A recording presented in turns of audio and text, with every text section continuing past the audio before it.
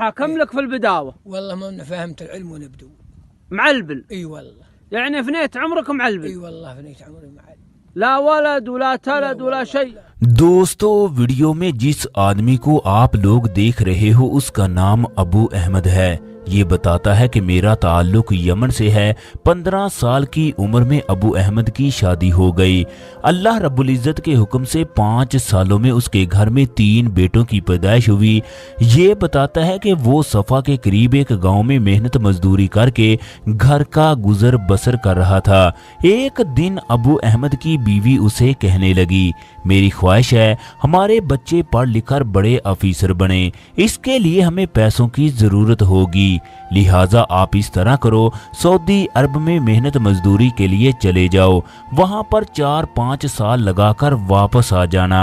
Yemen के ज्यादातर लोग गैर कानूनी तरीके से सऊदी अरब में दाखिल होते हैं और गैर कानूनी तरीके से काम करते हैं। अबू अहमद बताता है कि रात के अंधेरे में उसने बॉर्डर को क्रॉस किया, मुख्तलिफ रास्तों से होता हुआ जज़ान में दाखिल हो गया।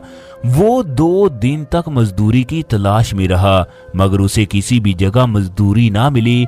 एक दिन एक सऊदी उसके पास आकर कहने लगा, क्या तुम्हें काम की तलाश है?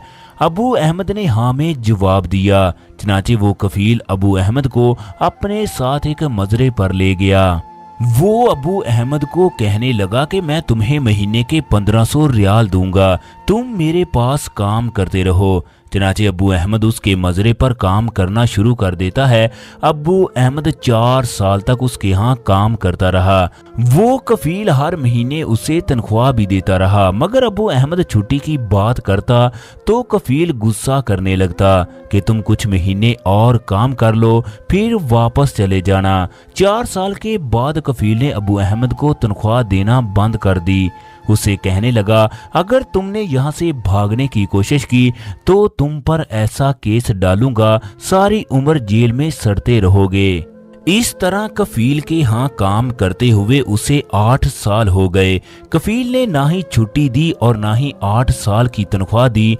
अबू अहमद अपने घर वालों के बारे में बिल्कुल बेखबर था कि वो कहाँ हैं, क्या करते होंगे।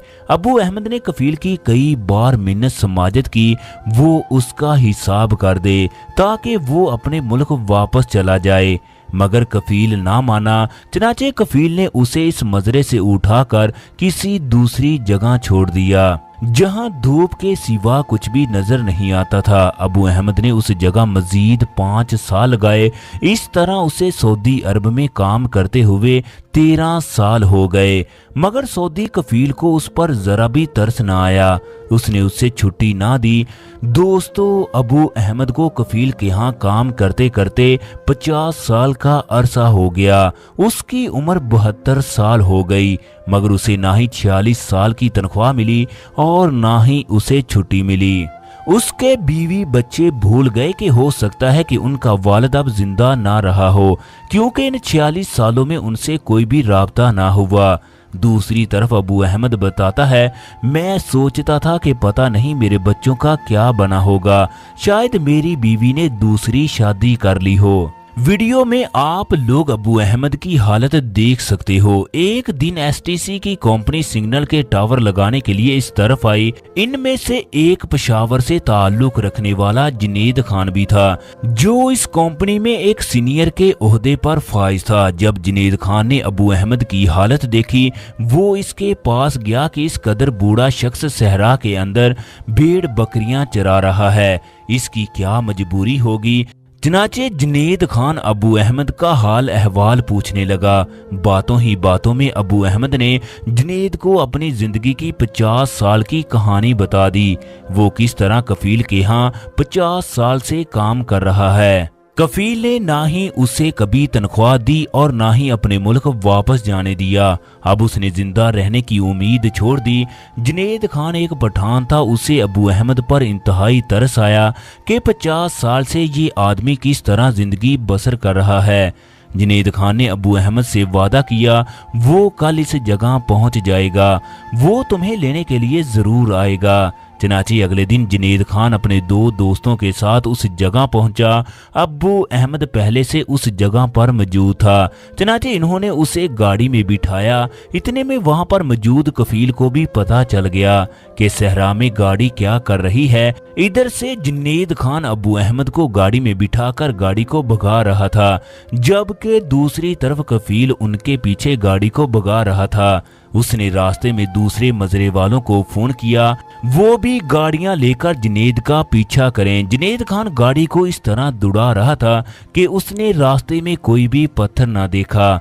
बस अल्लाह के सहारे गाड़ी चल रही थी, क्योंकि उसे इस बात का यकीन था अगर वो पकड़े गए तो वो अबू अहमद को वहां से ले जा नहीं सकते। उसने जजान पहुंचकर गाड़ी को पुलिस स्टेशन के अंदर दाखिल कर दिया, जबकि वो लोग अबू अहमद को पुलिस स्टेशन में देखकर वापस चले गए। जुनैद खान ने पुलिस को तमाम वाक़े से आगाह किया। इसके बाद जुनैद खान ने कफील पर केस कर दिया।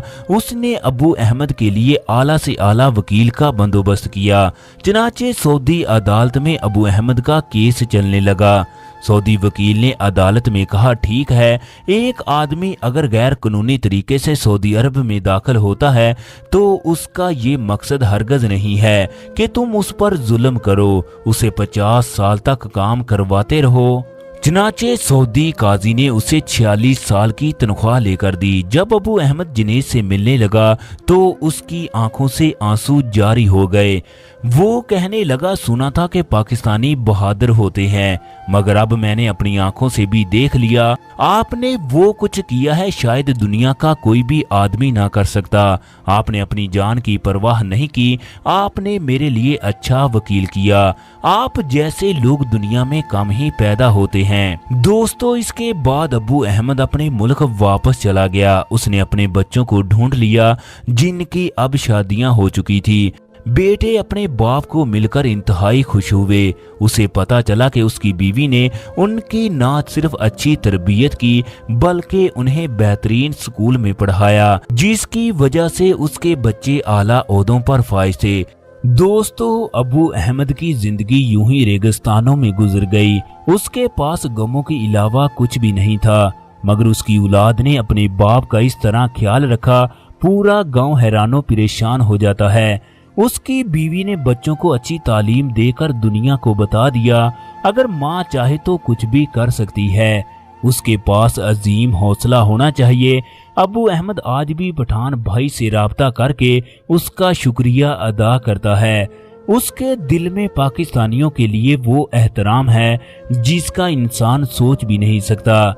तो आज की वीडियो कैसी लगी कमेंट बॉक्स में अपनी राय का इजहार लाजमी कीजिएगा। अल्लाह तबारक व तआला तमाम परदेसियों की हिफाजत फरमाए, आमीन।